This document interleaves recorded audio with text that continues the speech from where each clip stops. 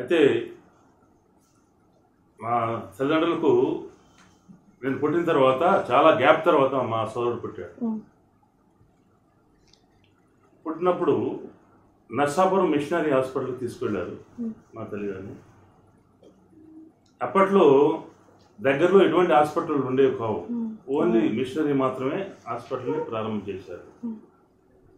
ఇలా తీసుకెళ్ళినప్పుడు మా తల్లిగారిని ఏమన్నారంటే, అమ్మా నువ్వు మొట్టమొదటి మందులు వాడుతున్నావా, ఇప్పుడు డెలివరీ టైంకి వచ్చింది కదా, ప్రెగ్నెన్సీ టైం నుంచి మందులు వాడుతున్నావా అంటే వాడలేదు. పూర్వం ఏంటంటే అసలు హాస్పిటల్ కూడా వెళ్ళేవారు కాదు, ఈ మంత్రసానులు అనేవారు ఉండేవారు, వాళ్ళు డెలివరీ చేసేవారు. కానీ మా మదర్ కొంచెం సీరియస్ కండిషన్లో కనిపించింది, అందుకు తీసుకెళ్ళారు. కరెక్ట్గా వీడు ఊహించినట్టుగానే అక్కడ కూడా వాళ్ళు అదే చెప్పారు.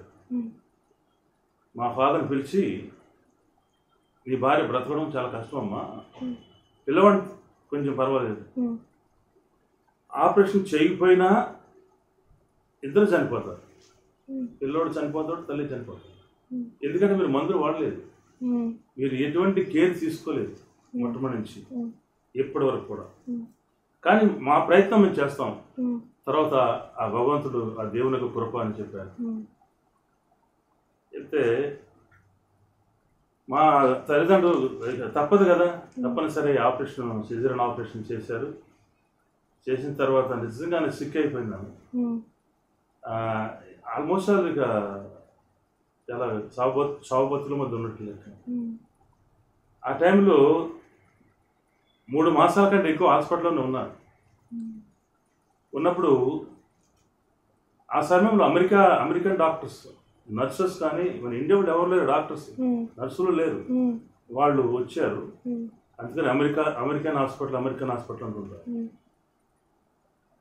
వాళ్ళు ప్రతి దినము కూడా ప్రార్థన చేయడం, బెడ్ దగ్గర దేవుని వాక్యం చెప్పడం, దేవుని నమ్మండి మీరు విశ్వాసం ఉంచాలని చెప్పడం, ఓపిడిలు కూడా చెప్తుండేవాళ్ళు. ఇలా చెప్తున్నప్పుడు ఈ 3 monthsలో వాళ్ళు చెప్పడమే కాదు, ద రెండర్ గ్రేట్ సర్వీస్. ఎంత సర్వీస్ అంటే అసలు పేషెంట్ వస్తే వాళ్ళు సొంత బంధువులా, సొంత బిడ్డలా వాళ్ళు ట్రీట్ చేశారు. అంత ప్రేమతో వాళ్ళు ట్రీట్ చేయడం, తర్వాత యేసయ్య గురించి చక్కగా మాట్లాడడం. మొత్తం మీద ఈ 3-4 మాసాల్లో మా తల్లిగారు యేసయ్య దేవుడని ఆమె గ్రహించింది. మేము అంతకుముందు పూజించే విగ్రహాలనే దేవుడు కాదని ఆమె గ్రహించి, ఆరోగ్యం కుదుటపడిన తర్వాత ఇంటికి వచ్చారు. చాలామంది మారిన వాళ్ళు. మన దేశం కొన్ని దేశాలకి సువార్త ప్రకటించడానికి వెళ్ళారు. డ్రంకర్స్ కూడా మారు మనసుకుంది.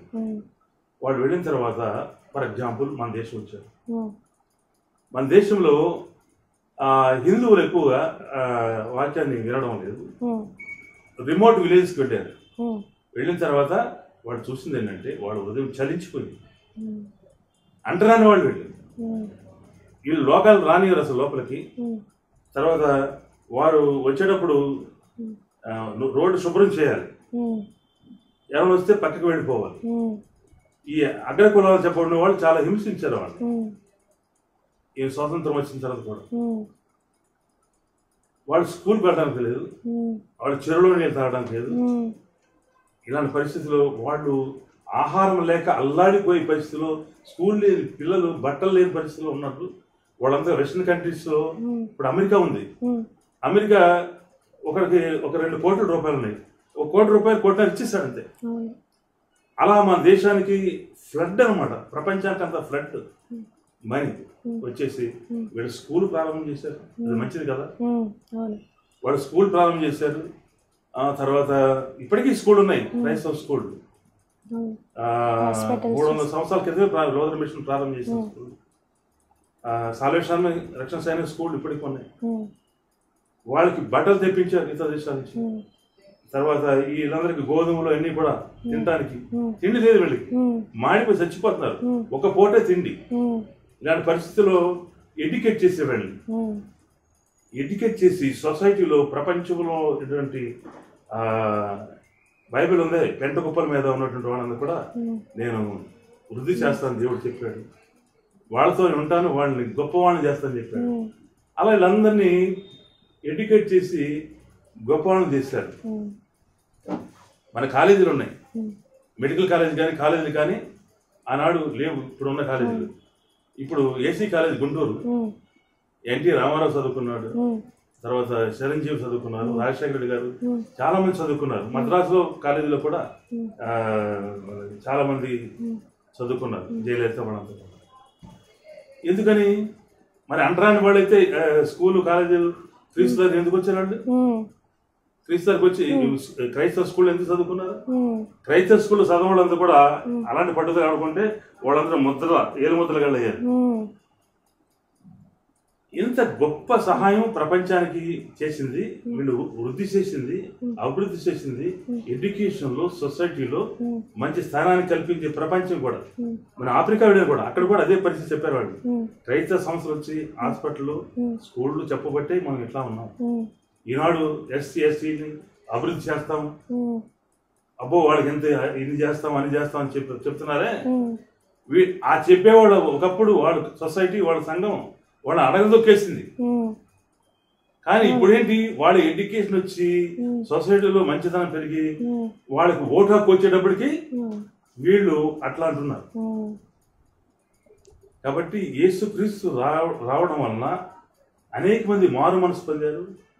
అనేక మంది దొంగలు, ద్రోహులందరూ కూడా ప్రభు సేవలు ఉండి వచ్చారు. వాడు నూతనత్వం పొందారు. ఎంతో మెటీరియల్ గా మేలు జరిగింది, ఆత్మీయంగా మేలు జరిగింది. తర్వాత నా విషయం వచ్చేవాడు చివరికి ఏం చెప్తున్నా అంటే, యేసయ్య చెప్పాడు, నేనే మార్గమును, జీవాన్ని, సత్యం. I'm the way and the life and the truth.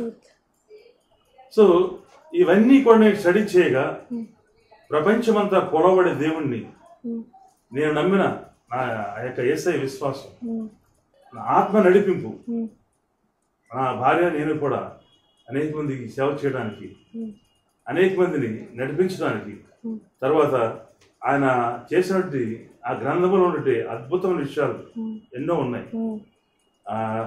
ఒక చోట రాయబడింది ఏంటంటే, యేసుక్రీస్తు చేసిన అద్భుతాలు ఈ లేఖనం అన్నీ రాయబడలేదు, కొన్ని మాత్రమే రాశాడు. ఇవన్నీ రాస్తే మనం మోయలేని గ్రంథం అయిపోతుంది. అంటే అన్ని అద్భుతాలు చేశాడు యేసు కనుక, ఆయన అద్భుతాలు చేశాడు దేవుడు కనుక. ఆ పరలోకానికి ఎక్కి వెళ్ళి ఆయన ఆత్మను పంపించాడు, పరిశుద్ధాత్మ. ఆ పరిశుద్ధాత్మ బాప్తిస్తా నేను పొందాను, నా భార్య పొందింది, నేను దీవించబడ్డాను. ఈ సువార్త ద్వారా, ఈ యొక్క యేసు నమ్మడం ద్వారా ఆయనే దేవుడని, ఆయనే మార్గం అని, పరలోక రాజ్యాన్ని వెళ్ళడానికి ఆయన మార్గం తప్ప వేరొక మార్గం లేదని నేను నమ్ముతున్నాను.